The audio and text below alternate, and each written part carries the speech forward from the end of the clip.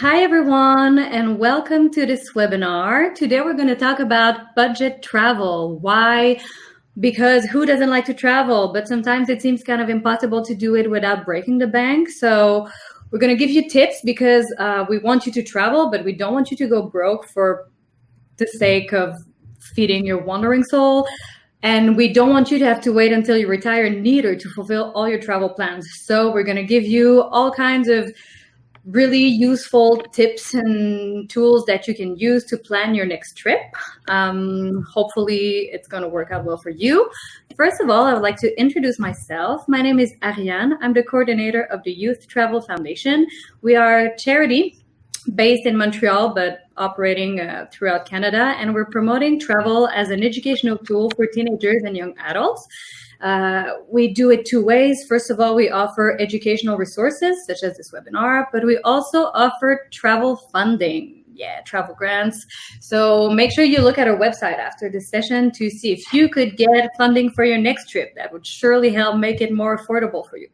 So our guest speaker for today, the person who's going to help me talk about budget travel, is the Saskatchewan-based travel blogger, Kenton de Jong. How are you? I'm good. How are you doing? I'm good. Thank you. So tell us a bit about yourself, about your blog. You describe yourself as a person with a love of all weird things. Yes. So my blog is Saskatchewan-based, but I do some international travel as well. Some of the things I like to focus on are the lesser visited locations. So like back in 2016, for the 30th anniversary of the Chernobyl disaster, I went to the exclusion zone in Chernobyl. I've gone to haunted locations or desolate locations. They're kind of the places people don't usually go. It's kind of the one niche that I have that most people don't, most travel bloggers don't use. So that's kind of my specialty. You were ahead of the curve because now Chernobyl is pretty popular. When I went there, no one seemed to know where I was going, and now everyone's going there, and I've already been there. I've already seen it all. I've already done that. Okay, so well, thank you for being here. It's going to be nice talking with you.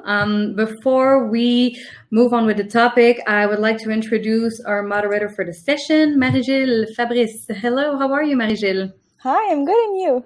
I'm good. So you work for HI Canada. Can you tell us a little bit about your work? Yes, of course. So HI Canada stands for Hostling International Canada, and we're a not-for-profit organization, part of the world's largest hostel network.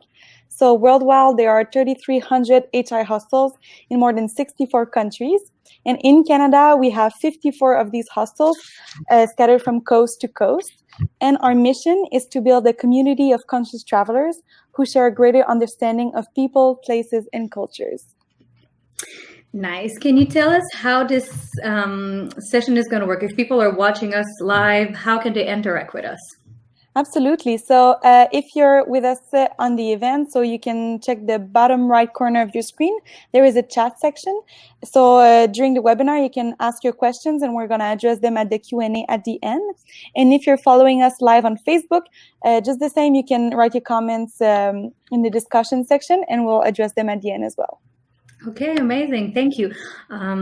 So I'm going to go ahead with the interview section with Kenton, but if you have something to add throughout the session, don't hesitate to jump in. Marie-Gil, your opinion is also very valuable. So let's start with, before you go, because to travel cheaply, a lot is happening before you actually leave. So my first question is, how do you go on to determine the budget of a trip? How do you know how much you have to work with? So I kind of use like a daily budget, like how much is it going to cost me per day to go somewhere. So the budget I kind of work with, if it's less than $100, you're doing pretty good. Some people, they do $30 a day. But I kind of think, living at home, your day-to-day life, it's about $100 a day, so about $3,000 a month just to make ends meet. It's a little bit high, but if you're traveling, you try to not exceed your lifestyle at home generally. So I when I travel, I try to do $100 a day or lower. So if I'm going overseas for 14 days, it's going to cost me $1,400. That's going to be like the minimum. I don't want to spend like too much or too little. That's kind of what I want to, my ballpark is $100 a day. So Sorry, Sorry, go go ahead. ahead. I was going to say, does it vary based on the destination, or you just always go for $100 a day ish? Oh, it varies so much. So like, let's say I'm going to Winnipeg, I'm going to Calgary, I'm going somewhere kind of nearby. That's not going to cost me $100 a day to go there. But if I'm going somewhere like Asia, where it's more cheaper, like I was in Japan for about 2 weeks. That wasn't. It was really cheap to go there. If I'm going to Europe, I'm going to be spending like $100 a day. But if I go to Japan or Hong Kong or Mexico, it's going to be more like 70 to 50. So it depends on where you're going, what you're doing. If you're going to Europe, $100 a day is kind of the max you want to spend. But if you're going somewhere like Japan or Hong Kong or Mexico, where things are a little bit more affordable, lower that accordingly, of course. But that's kind of the ballpark I work with.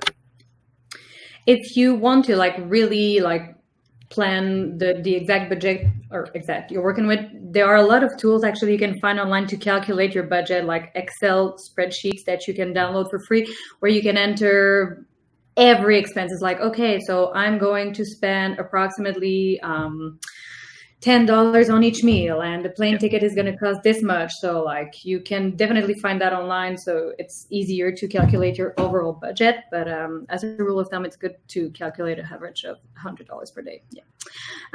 Also, one thing to keep in mind when you're planning a trip, it's also good to account for an emergency cushion, because you never know what can happen.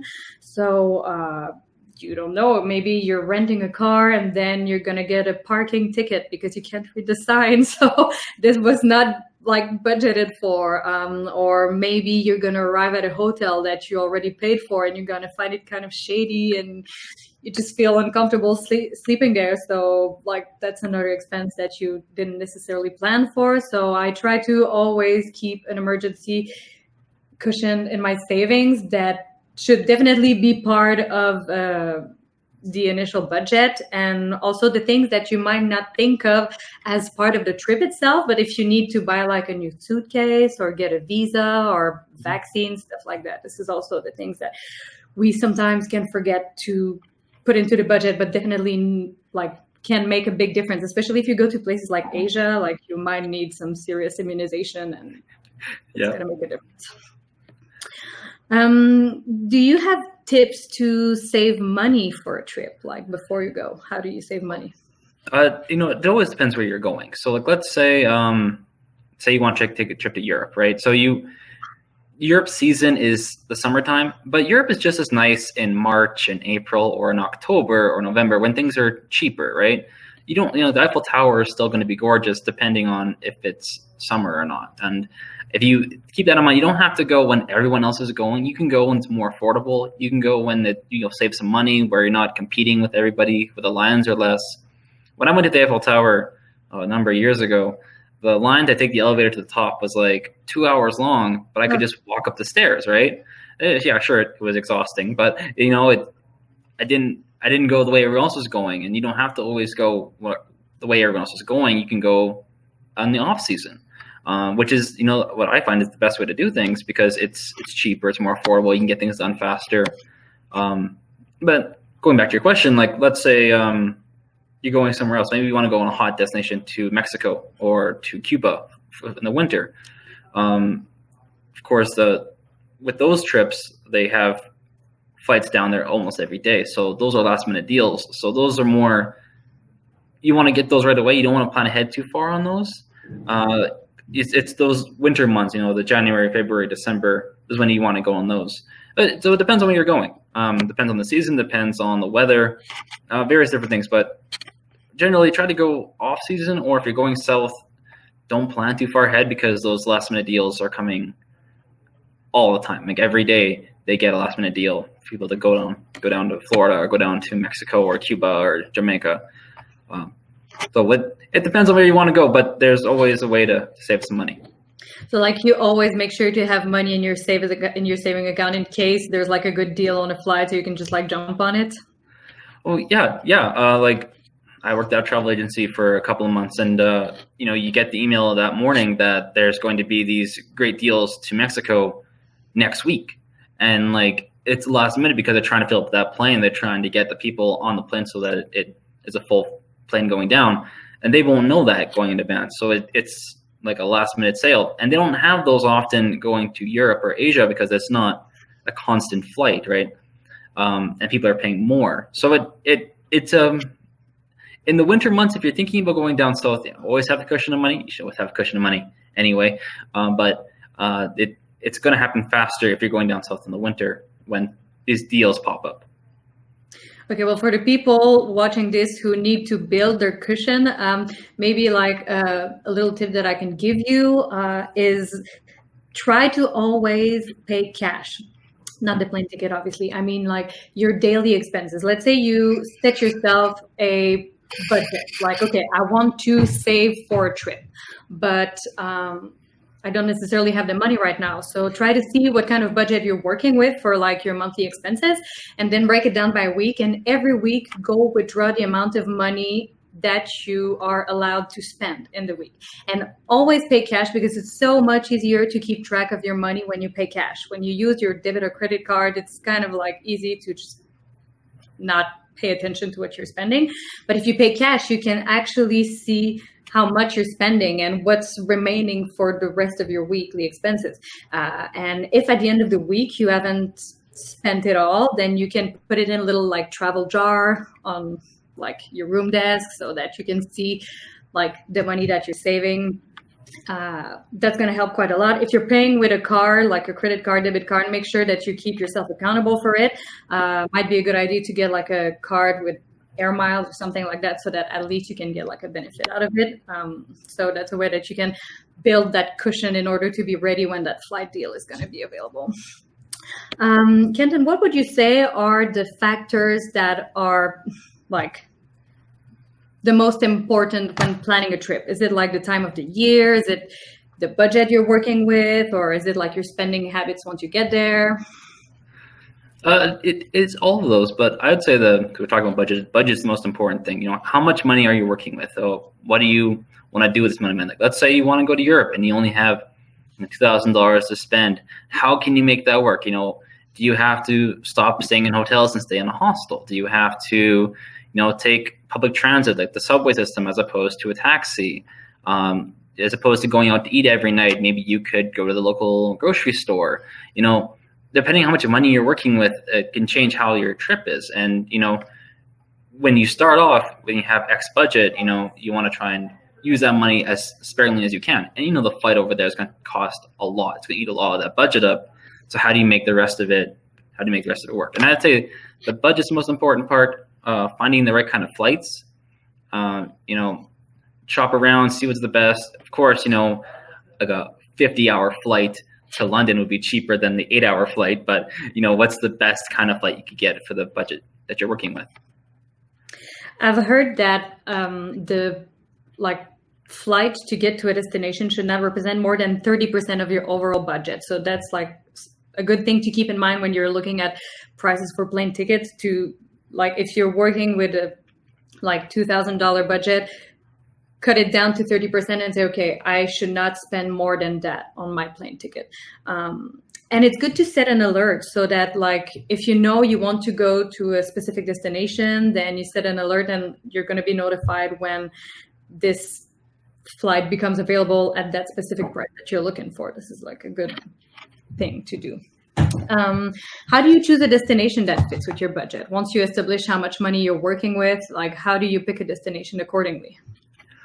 So for myself, usually it's the other way around. I have a destination, then I try to make the budget work for that. But if you're starting with the budget, you want to know where to go, well, you have to be realistic. Well, let's say you only have $2,000 to work with. Well, you're not going to get to Cape Town $2,000, right? It's going to be expensive. You're going to have to go through lots of different stops.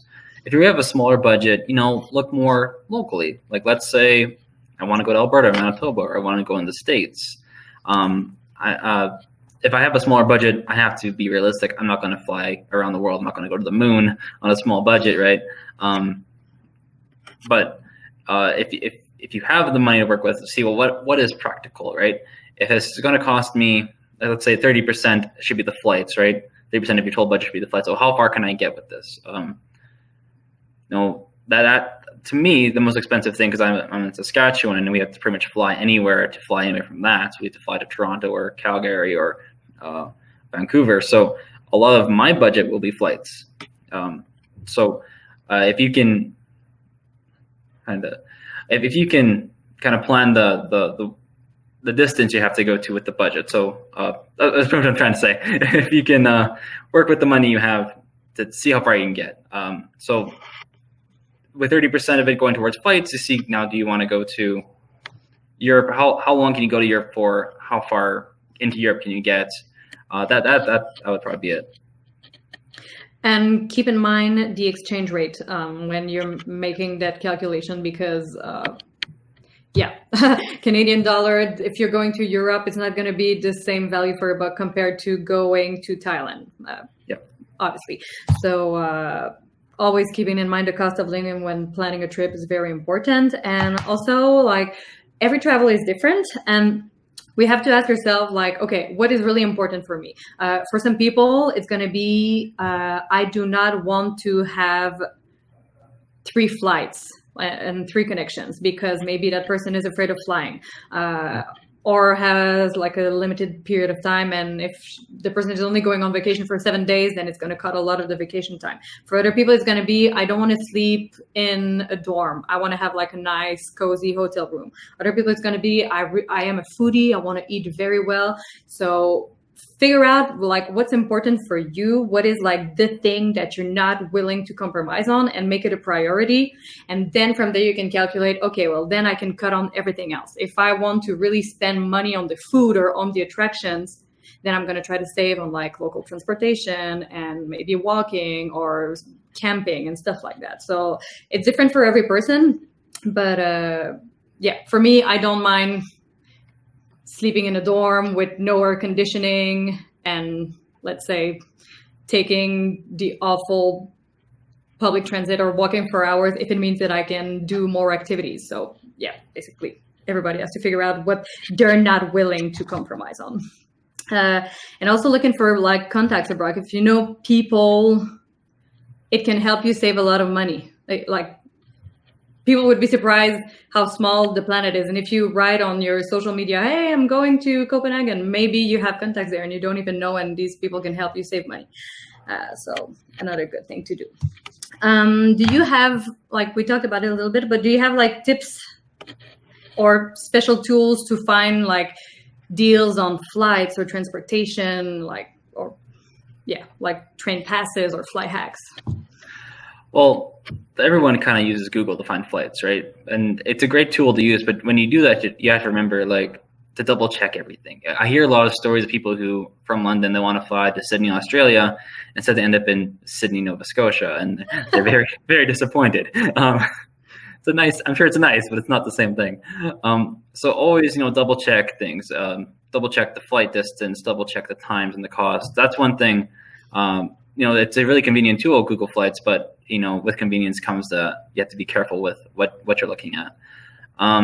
If you're going to Europe, and you want to do a big trip through the continent, something like Busabout or companies like that, where you hop on a bus and you travel through different cities on a loop, those are great ways to get around. Those are convenient ways.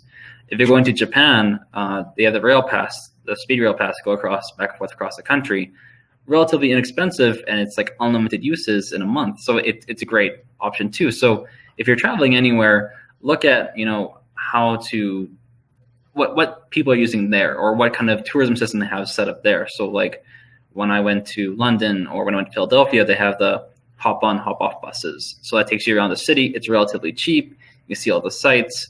It's much faster than walking. It's just a better system. So always look into what people are using, what options are already available when you're planning to go somewhere. And travel bloggers are a good resource for that, because like you can find a blog on every destination in the world. So these people have already made the research, done the work for you. So like it's good to look at what's available and work with it. Back to the travel alerts.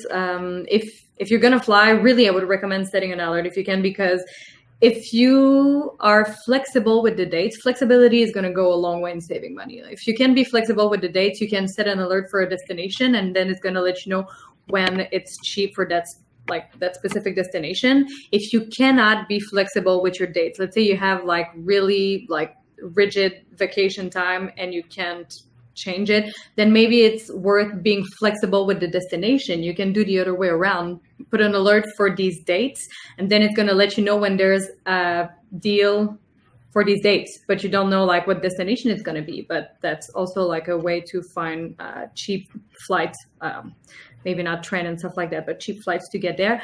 I'm not sure if it's true or not, because I have not tested it myself, but I have also heard that when you're shopping around for flights and stuff like that, it's good to do the private navigation and clear the cache and maybe even use a VPN, because apparently, like, because of the cookies and everything, they're going to know what price was advertised at the moment that you look, and then it's not necessarily going to show you better deals. So I cannot like testify that it's a true thing, but I've read that on a few blogs. So I've heard that as well, to use a VPN or use private browsing when looking at that kind of thing, because it will know like where you're looking from and adjust the prices so you pay a little bit more. I've seen that around too. So I haven't tried it either, but yeah, I've heard of that as well.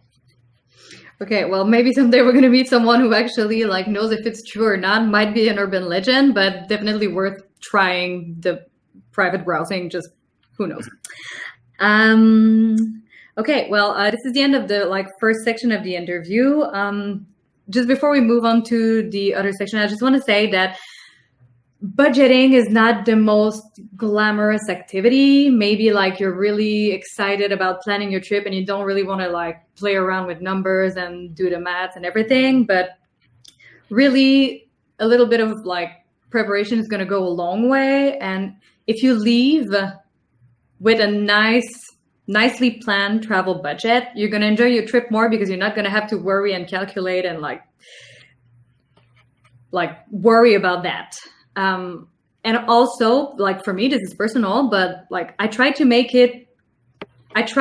change my mindset and see it as part of the trip itself, like extend the trip. The trip is not just when you land in your destination. The preparation is also part of the fun. So like try to make this planning and preparation and budgeting part of your trip, part of your journey, and try to make it fun so that you're actually enjoying the whole process and not seeing it as a burden.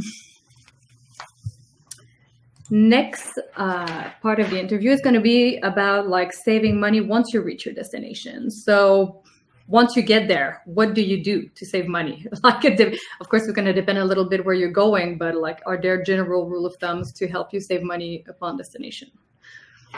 Well, I found like when I went to Eastern Europe, the hostels are much cheaper than a hotel.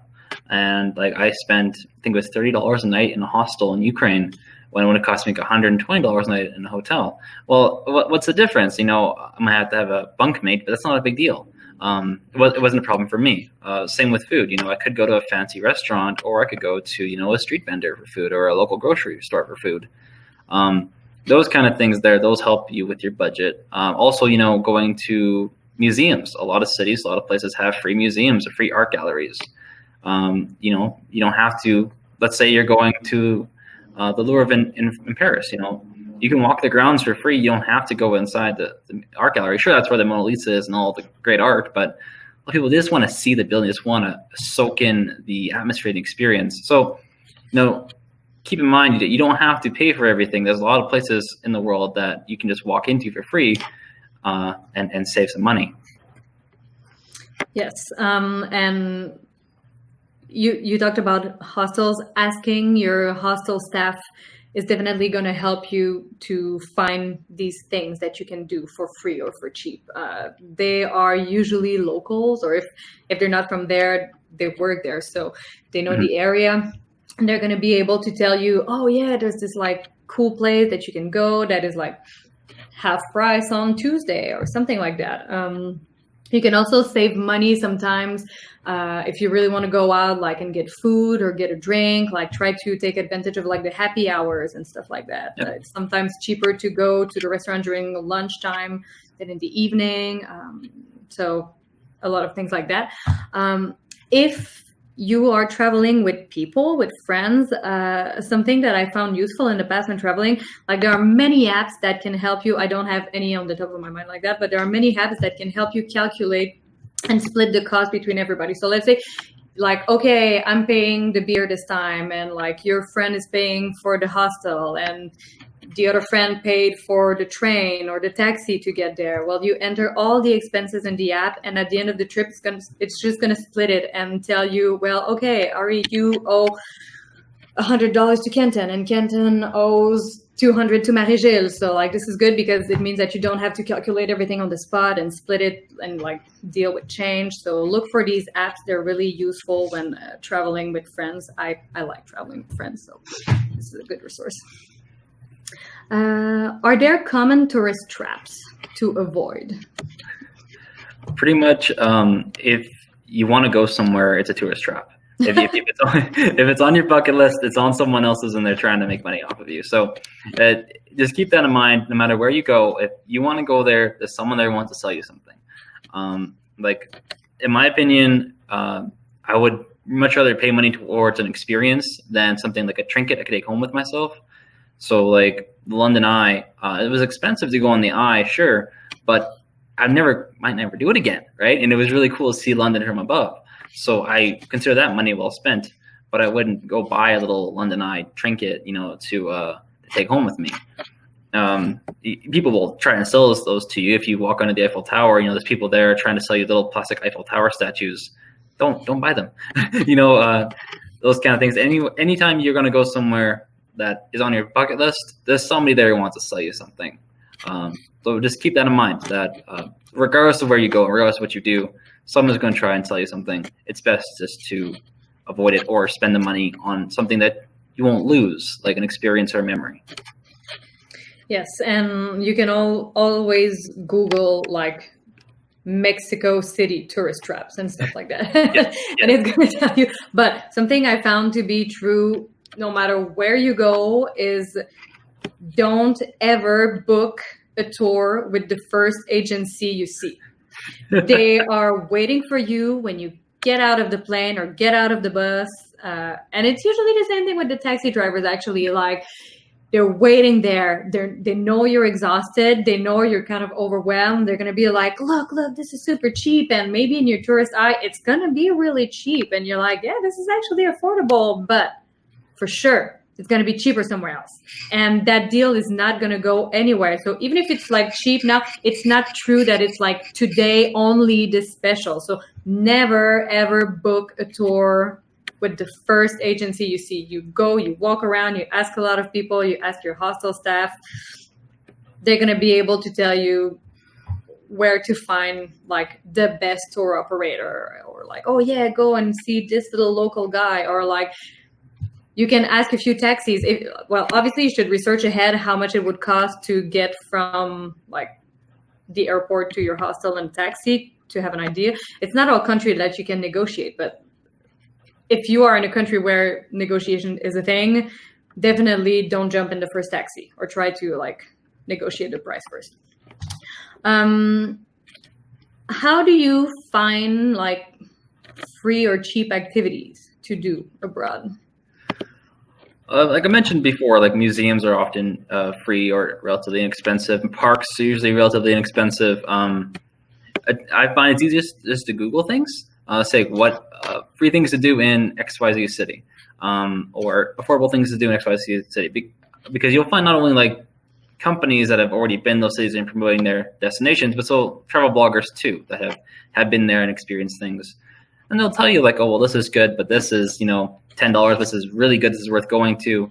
I've gone to things that were free and they were kind of boring, and I was kind of, I wasted an hour going to this place hoping it'd be good. I would rather spend a little bit of money going somewhere else. So research, Expedia is a great place. Google is a great place. Use those resources because they're at your fingertips already. There's unlimited options, but ask people or do research on people who've already been there and done those things. That's probably your best bet. Also, ask people at the place where you're staying. If you're staying at a hostel, like we're talking a lot about hostel because like obviously it's one of the cheapest option, but talk to the other travelers because maybe they arrived a few days earlier and they have recommendations, or maybe they are going somewhere and you could actually split the cost together and you can just like join the group and have like a special price because you're going to be more people together. So not being afraid. I mean, it depends. If you're an introvert, it's kind of a big deal to go and talk to strangers, but if you're not, if you're an extrovert, going and talking to the other travelers in the hostel can definitely help you find like cheap stuff or fun stuff, not necessarily the cheapest, but the things that are actually worth paying for. How do you avoid or deal with like transaction fees? Will you like exchange all your currency here in Canada before you go, or will you put everything on a credit card because you have like a special credit card with no foreign fee transactions? How do you do that? I wish I had that kind of credit card. That'd be great. But no, usually what I do is before I go, I kind of get that budget in mind of how much money I want to spend, and I'll go to the bank and I'll exchange with them. I find the banks are usually a good way to do it. And then I take that money and I split it over the course of the trip. So let's say I'm like, okay, well, I'm budgeting $100 a day. So put this aside and we'll take the rest with me as I go on my trip. So then either I will, spend that amount or I'll spend less than that. And then the day's over, I'll kind of go back to the money and split it out again. And I find that's a good way because you're kind of sticking to your daily budget. You're kind of working with what the money you have. Of course, things come up where, see something really cool, you want to buy it, or you see something unexpensive would come up that you want to get, or it would cost more money. You have that extra cushion. You've been kind of saving the money as you go through the trip. But I use my credit card when I'm traveling. Probably not the best way to do it, but typically, if you budget the money for it, you can usually have that extra cushion near the end, or when you want to get to those peak expenses, you have that extra money around. So I get the money before I go, but I have, in times like when I was in Europe and I was in Switzerland and I saw a really cool watch I wanted to buy, I got some money then. But I try to stick with my budget and the money that I have on hand. But you're not keeping all the money on you all the time, right? No. I usually split it up. I take some with me. I put some in my suitcase. I put some somewhere else in the hotel room. And if there's a safe, I put it in there. I just try and split it up just in case I get robbed. I don't lose all my money. But I do when I get home at the end of the day, I kind of like pull the money back together, see how much I have left, and then I kind of separate it and split it up for the next day. You can find like crazy stuff online about like people hiding like tricks to hide the money in your suitcase, so other travelers or like the maids at your hotel are not going to find it. And people are really creative with where they hide the money so that people are really not like, you can imagine, oh, well, there's money in this tampon package. Well, obviously not for you, but yeah. Another tip I would like give about that is maybe like, what I personally do, I like to travel with 2 credit cards, or like 1 debit card and 1 credit card in case something happened, because something happened to me before. Well, you don't know what's going to happen. Maybe like one is going to get like frauded, or you're going to get your wallet stolen or something. So it's always better to have one like staying at the hotel. One crazy thing that happened to me when I was in Mali, West Africa, I put my debit card in the ATM and the ATM broke. And it was the weekend. So I had to wait the whole weekend before I could talk to a banker. And then they had to order like a tech guy to come and fix it. And obviously it was Africa, so it took a lot of time. And so this whole time I did not have any money on me, and I had to change my travel plans. I could not take the bus that I had planned on taking. I had to stay there to get my card. It took like so many days before they could recover my card. So having a second card can really be useful if something like that happens, if you lose it, if it gets stuck in an ATM, if you drop it in the gutter or whatever. So another good thing to keep in mind too is if you're traveling overseas, to tell the bank ahead of time. Yes, definitely. I went to New York and I bought something, and I went to go buy something else maybe an hour later, and my bank account had been froze because the bank thought that I had been like hacked or they stole my card or something. So then I had to call the bank and get it cleared. But I'm thinking, I should have told them. I should have thought, oh, New York is not a big deal, but I should have told them. It would have saved me a lot of hassle. So tell the banks ahead of time and expect, that might happen. So to have some cash in case you need an emergency fund and in case your cards don't work. Yes, definitely. I know that you kind of mentioned it a little bit, but how do you resist the temptation to buy souvenirs? I know you said you don't buy trinkets, but you bought that special watch. So how do you gauge that? Well, it's tough. You see the things that you want. Everywhere you go, there's something really cool you want to buy. But I have a box full of trinkets and stuff at home that I don't look at anymore. I went to a city near Mexico City, and they had these little obsidian stones. They would carve your name into it and put the year, and it was really cool. I didn't want to buy it, but the guy gave me a great deal, so I bought it. But there's been a lot of times where it's come up where there's a good deal, but I'm like, do I really need that? Do I really want to carry home a little statue of the Eiffel Tower with me? Do I really want to take that with me? When I first started traveling a lot, I would buy trinkets all over the place, but now I don't buy them anymore because they just sit in the box with the rest of them.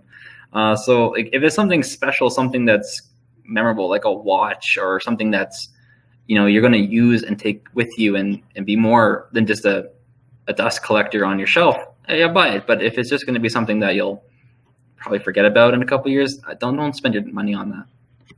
Yeah, also two things about that. First of all, you do not need to buy souvenirs for all your friends and family members. This is a beginner's thing. Every first-time traveler is going to come back with a suitcase full of stuff for everyone. And most of the time, it's not really cool anyway. So you don't need to buy stuff like that. It's okay to have special things. Personally, I love to bring back a good bottle of wine for my dad because he loves wine. So if I go to a place where there's really good wine, I know that I'm gonna bring one back. Or some other people, they collect T-shirts or shot glasses. If you have your special thing, that's fine, but try to limit yourself to that so you avoid just buying a bunch of unnecessary stuff. And also, traveling with a very, very small bag where the space is limited is a good way to make sure you're not going to bring back a bunch of stuff. Because if you do, you're going to have to get rid of other things. So trying to really just travel with a carry-on or making sure your suitcase is already really full is a good way to avoid buying stuff. And should you buy stuff, try to make it worth it. So buy from a local craft person or try to find something that is meaningful. Don't wait till you're at the airport or in one of these very generic souvenir shops where everything is actually made in China. If you're going to buy something, try to make it count for the local economy and really have an impact in someone's life. We're going to go to the next section of the webinar.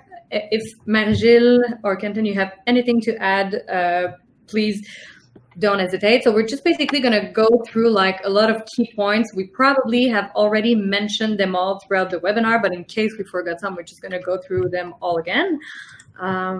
Okay. So pro tip, it's actually something we have not mentioned. I'm surprised, but if you can, learning the language or at least some of the language can really help you save money in the sense that maybe the person is not giving you a good deal and you don't know because you don't speak the language. Obviously, there are too many languages on the planet to learn them all, but if you can, a few sentences or just a thank you and stuff like that can really help. Also, there are great apps that can help you translate if you want to negotiate or if you want to have a better conversation with the person selling the things. So make sure you are functional somehow in the local language. Kenton mentioned that traveling off season, definitely a major factor in saving money. That being said, be careful. There are places where there's a reason why there's a peak season, and it's because it's really not fun to travel in the off season. Let's say it's going to be the monsoon season and it's just going to be pouring rain all the time. Like, obviously you're not going to have a nice time. Yes, you're going to save a lot of money on the lodging and the plane ticket, but if at the end of the day you cannot go out because it's raining all the time and you cannot go see the things you wanted to see, then it's not necessarily worth it. If it's just like a little rain or it's a little more chilly, then it would be in the summer, then it's not a big deal. But double check like if off season is still a possibility. Also, some places will be like straight up closed during off season. That's the moment where they take their vacation. So definitely worth making the research ahead. Prepare for your trip. Like, we can never say it enough. Planification is key. Just read all the blogs you can before. Use private navigation and VPN. We mentioned it too. Look for contacts. Maybe you're like shy and scared of like asking, but you'd be surprised. Like, if I knew that someone from abroad was coming here, I'd be happy to help. Maybe you're not comfortable like going to sleep at that person's place, but maybe you can just get in touch with that person beforehand to ask a few questions about the cost of living or a few attractions that you're debating between, and that person can help you, tell you, oh, well, actually, like, you wanted to go see this place, but there's an alternative that is like lesser known and much cheaper and things like that. So asking for contacts is always helpful if you have some, or if you do not personally have a contact, if you like ask for it on the social media, maybe you have a friend who's got a friend and that friend can help you. Get a discount card. We have not mentioned it, I think, but you can sometimes get a discount card either for being a tourist or because you're like a student and you can have like an international student card. Maybe you are part of a membership association like HI Canada or Hustling International in general or AAA and stuff like that. So look for discounts. You never know. Maybe you have like a card, or if you're an older person, maybe like you can have like a discount card. Avoiding tourist traps. Obviously, we mentioned it. Look for deals. So deals for everything, happy hours, free museum day, free public transportation day. There's always a deal. So be frugal and look for that deal. And cook your own meal or eat street food. If you are in a hostel or Airbnb, that's a good way to save money, like cooking your own meals. It's also okay to accept that for like a few days you're going to eat really cheap food. Like, okay, I'm just going to eat like these cheap packages of ramen noodles every day for lunch. But then in the evening, I'm going to go to the restaurant, or the other way around. Maybe it would make more sense. You go out for lunch because it's cheaper, and then you have the cheap ramen noodles for dinner. And the street food. Some people are scared of the street food. They're scared of being sick. In my personal experience, I don't have like a particularly good digestive system, but it's not really the street food that made me sick. They say that like a good way to assess if like a food is safe or not is to try to go for the places where there's a lot of people. So you know that the food is like constantly fresh. Like, don't go to that little kiosk where like there is 0 person. Go to the one where there's like actually a lot of people, a big line. So that's a good way to avoid maybe being sick and saving money. And I find street food to be the best, like the most traditional and like the best. Travel light. Nowadays, it's pretty common, if not like almost always like that airlines are going to charge you for your luggage. It used to not be the case, but it seems to be like the norm now. So if you travel, if you can make it work just to carry on, you're definitely going to save money on the transportation for your bag. And on top of it, it's going to like keep you from buying a bunch of stuff, as we mentioned. We haven't mentioned it neither, but volunteering. If you are traveling for quite a lot of time, volunteering abroad is a good way to save money. There are people who will offer you like work stay holidays, either in hostels or in organic farms. So there are many opportunities, and sometimes when you volunteer somewhere, you get free lodging or free meals and stuff like that. So if you're just going for like a couple of weeks, it's not necessarily worth it. But if you're traveling for a longer period, it might be worth looking into it.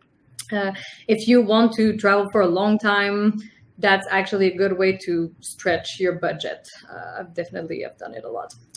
Walk or use the public transit. Walking, you get your workout done. So like you kill two birds with one stone, and using the public transit is like very authentic. So it's a good way to, once again, kill two birds with one stone. You save money and you really immerse yourself in the actual culture. This is how people live every day. So yeah, it's nice to have that little shuttle with the air conditioning and everything, but you're not going to know like what it really feels like to travel in that country.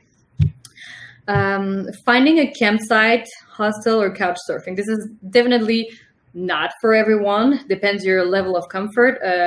Finding a campsite, if you're alone or if you're not properly equipped for it, not a good idea.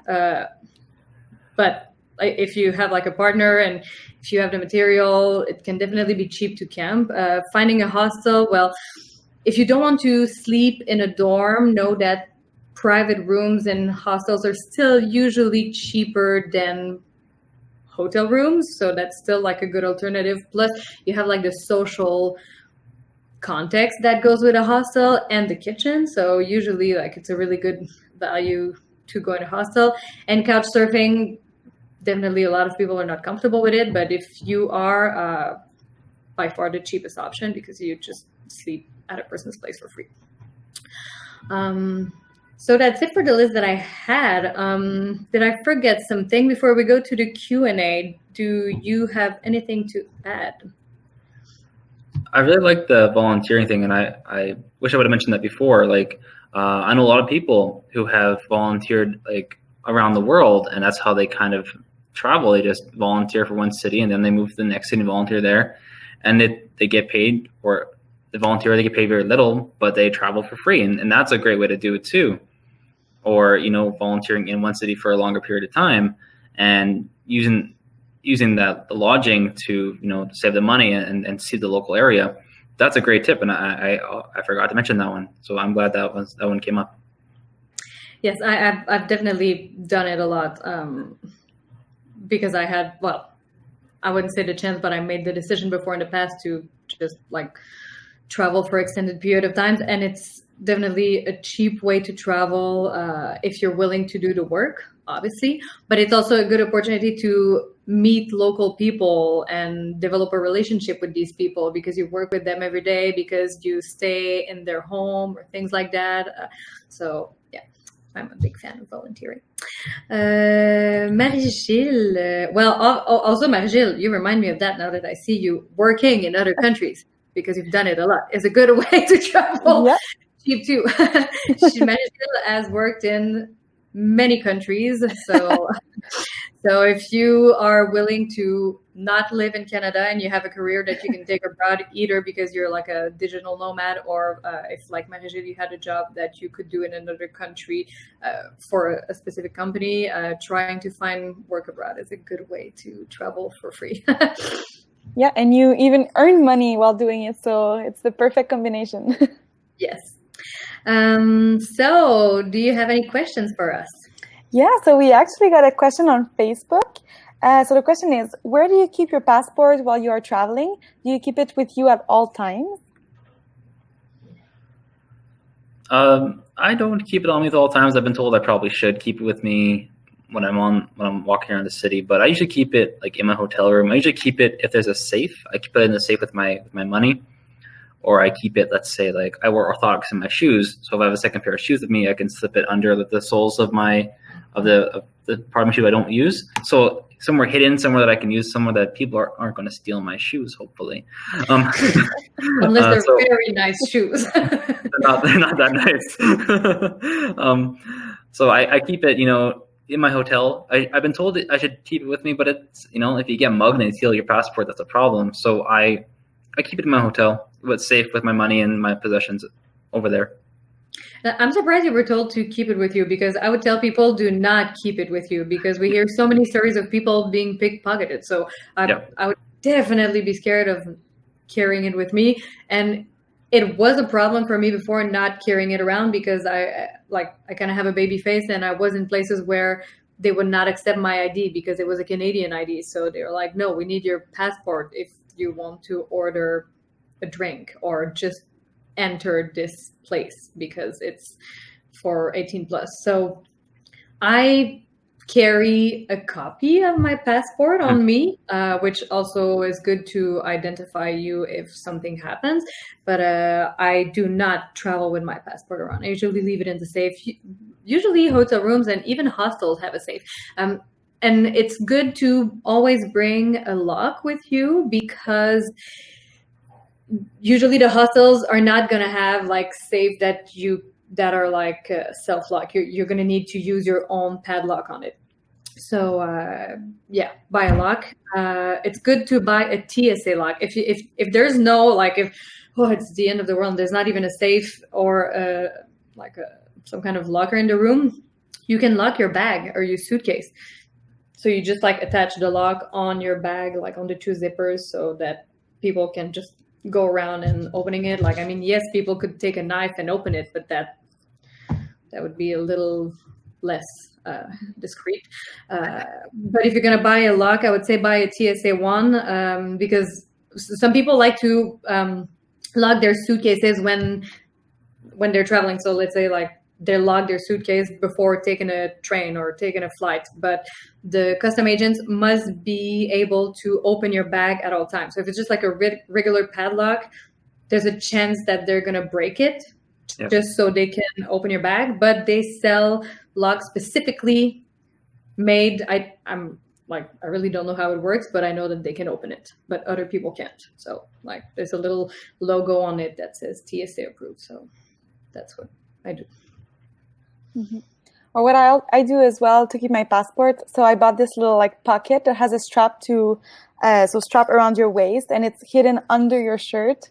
So if I'm staying at a place where there's no lockers or nothing to keep my stuff safe, I'll just have it on me, but not like in a bag that shows. So it's hidden and no one knows that I have my passport on me. So that would be my alternative as well. Sorry.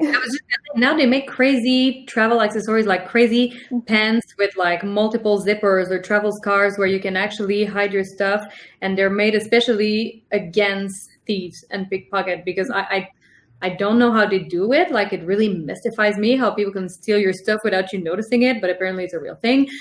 But these pants have like double zippers, and they're made in a specific way that like it's virtually impossible for someone to actually get in your pants or your scarf without you noticing it. So they're a little more expensive. So if you're traveling on a budget, it's maybe not like the most affordable thing, but if you're traveling quite a lot, it might be a good investment in the long run. That reminds me of this bag I saw going around a couple of years ago. It's like a cut-proof bag, so people couldn't cut through it. Because that worked when you mentioned like you put your lock on a bag and people could just cut open the bag, but the bag, the kind of fabric it was, it couldn't be cut easily. So that like would be a good way. You know, it's a one-time investment, but something that you can use again and again and again for decades to come. So it would be something that worth looking into.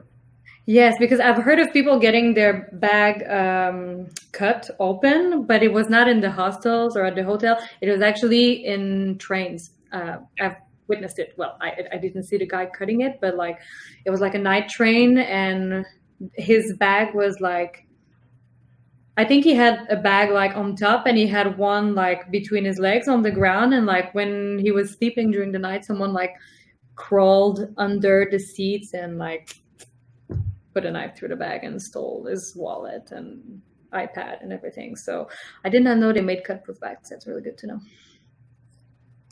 We got another question on Facebook.